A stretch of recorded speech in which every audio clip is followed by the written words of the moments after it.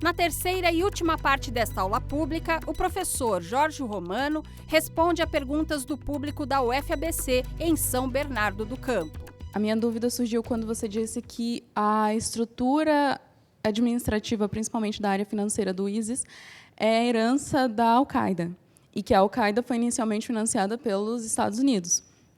Eu queria saber quem, hoje em dia, financia o ISIS, já que ele tem se mantido invencível, como você disse, e de que maneira o dissenso entre os países da região e as potências envolvidas no conflito tem contribuído para que esse financiamento aconteça. O financiamento do Bin Laden, quando se organizava, vai de 79 até final da invasão da União Soviética, final da década de 80. Tá?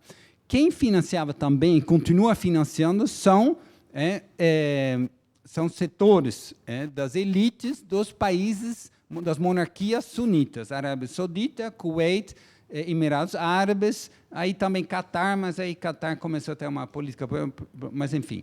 Então, quando ISIS começa em 2012, na realidade começa a mudar o nome em 2013, é muito recente. Mas já a partir de 2011, 2012, você tem esse movimento de passar a fronteira e aproveitar do vácuo criado na Síria pela guerra civil, ocupar território. E aí a sacada é: vamos ocupar as áreas. Síria não é um grande produtor de petróleo, mas tem alguns campos. Então, eles começaram a invadir os campos de petróleo e vender esse petróleo no mercado paralelo.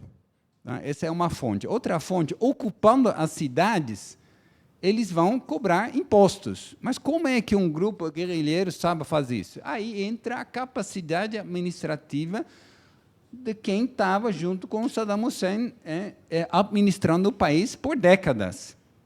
E que eles não eram islamistas radicais, eles eram laicos, mas eles se juntaram ao Al-Qaeda porque veem que não há espaço no Iraque, no Iraque onde as milícias xiitas têm a liberdade de matar os sunitas. Então, essa coalizão gera essa capacidade. Então, hoje, eles têm fonte principal de financiamento, são o petróleo, os sequestros que eles fazem, e continua apoios dos países, de grupos financeiros. Eu queria saber como fica a relação ao preconceito com os muçulmanos e as políticas de migração com relação ao crescimento do ISIS. E qual a futura previsão de como vai ser a posição dos países do norte?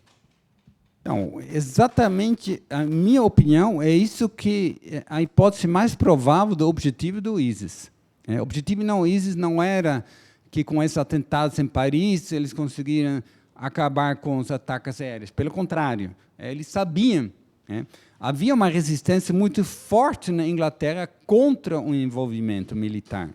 Ainda as sequelas das mentiras que foram faladas em 2003 para justificar a invasão no Iraque. Quando o primeiro-ministro da Inglaterra falou que tinha armas químicas, ele sabia que não tinha. Então, esse atentado a Paris faz com que a Inglaterra, o Congresso, o parlamento inglês, ele aprova. Então, isso que exatamente o ISIS quer. Ele quer radicalizar. A Bélgica ficou durante uma semana em estado de sítio. Isso é uma coisa inacreditável. Bruxelas, uma cidade, os belgas, eles gostam de tomar cerveja na rua, eles são meio mais latinos do que nórdicos. E, de repente, você não pode fazer mais nada. E todo concentrado em Molenbeek. Esse bairro é predominantemente árabe, então você tem invasão casa em casa do exército belga. Bom, imagina o que gera. É isso que ISIS quer. Que, de um lado, os próprios jovens que nasceram na Bélgica se sentem mais ainda marginalizados. E, então, esse é o apelo. Então, vamos lá. Se você lê, é incrível a história de alguns desses jovens, que a família diz, mas eu não sabia, os amigos dizem, mas era uma pessoa normal. Por que, de repente? Porque deu uma perspectiva de vida.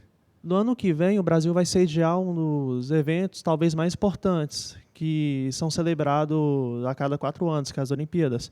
O senhor acredita que, pelo Brasil ser um país de maioria cristã, ou por ter diferentes estrangeiros no mesmo local, o ISIS teria interesse de agir? Eles estão atrás dos muçulmanos.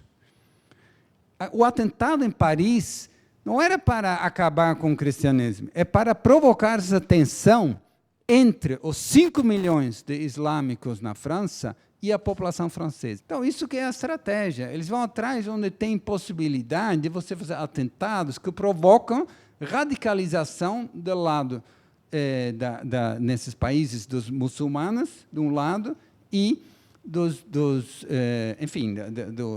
da maioria da população nesse país do outro lado.